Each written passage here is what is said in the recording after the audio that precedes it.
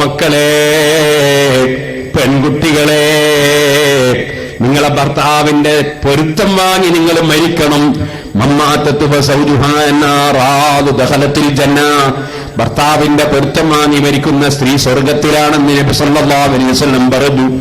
അതിന് നിങ്ങളെ ഭർത്താവൊന്ന് സ്വർഗക്കാരനാകണ്ടേ? ഭർത്താവ് സ്വർഗത്തിലെത്തണമെങ്കിൽ ഉമ്മാന്റെ പൊരുത്തം കിട്ടണ്ടേ?